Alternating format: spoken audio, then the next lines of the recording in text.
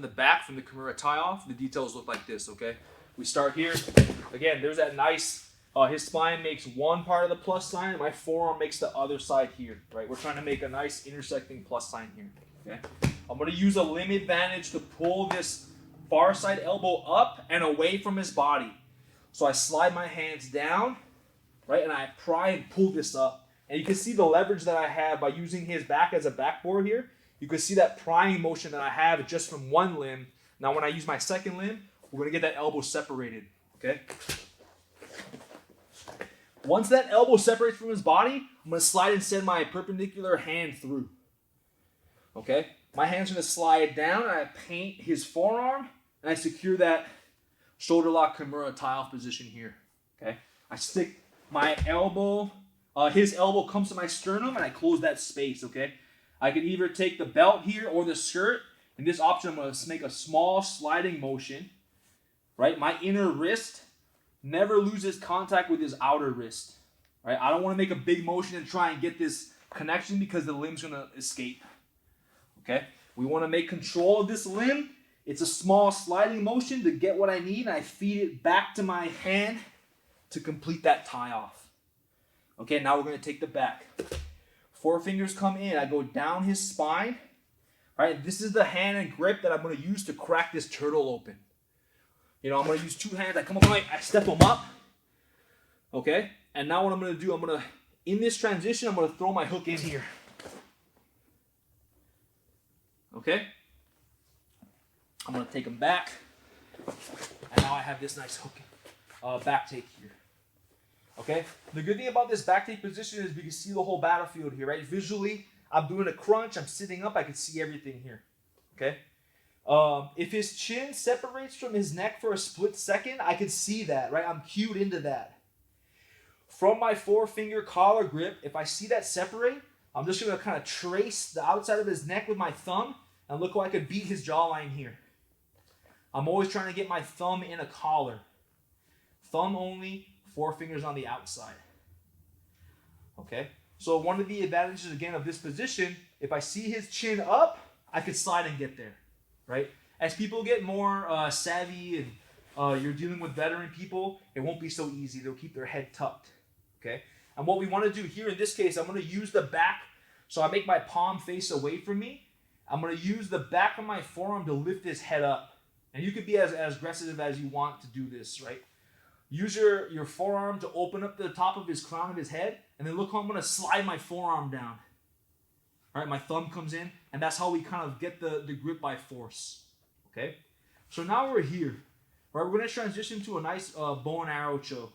Okay? Let's actually just turn for the camera two seconds here.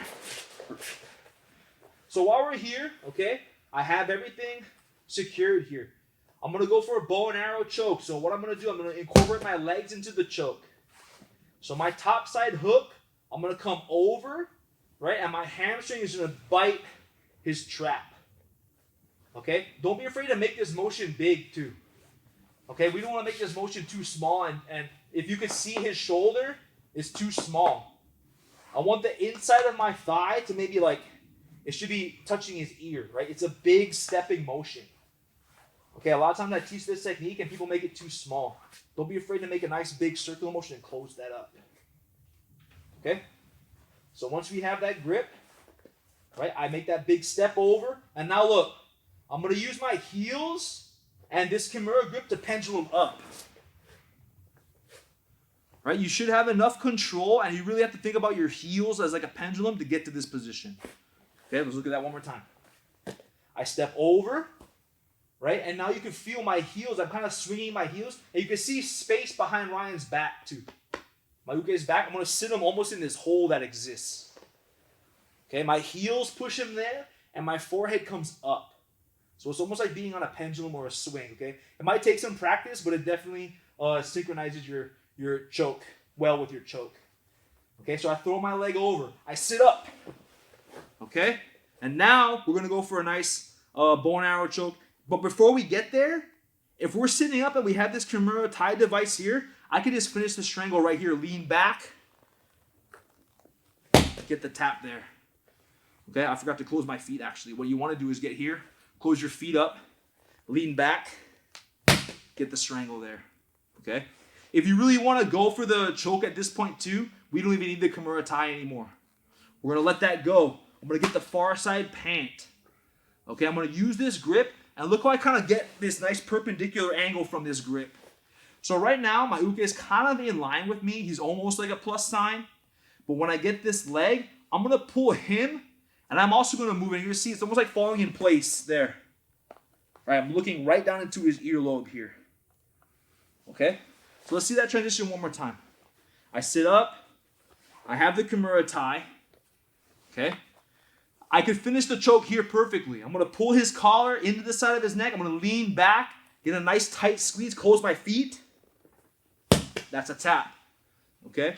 If you want to go for the bow and arrow because this feels kind of loose for you, you could definitely let it go. I go for the outside of the pant grip here.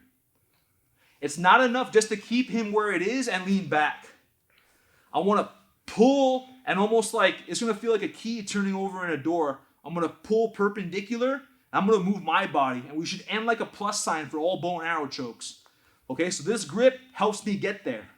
I pull and I turn, and look how I immediately close my feet. Right, I'm in a nice sit-up position here. My shoulders are off the mat. I'm looking straight down his earlobe here into his ear. Okay, and I have all this space behind me to finish the choke. So when I lean back, that tightens the choke. Okay, what we don't want to do is finish this choke and be flat. I always tell my students, you don't want to be flat finishing a choke because now I have nowhere else to go. Okay, so I always tell my students, if you finish the choke, what we want to do is still have some space behind me to lean back. And if you see when I'm leaning, you can see that choke being applied. So you should never bottom out on the choke. Keep this nice leg grip. You could also sink this leg up. You could bicep hook this. You could even slide this all the way to the end. Lean back and stretch. Okay, get the strangle there. So essentially, the bow and arrow choke is one of the strongest positional chokes you could get. You're incorporating your lower body. It's probably one of the coolest looking chokes out there too. It's a highlight reel choke, and it all comes off from the Kimura tie-off system that we've been showing you here.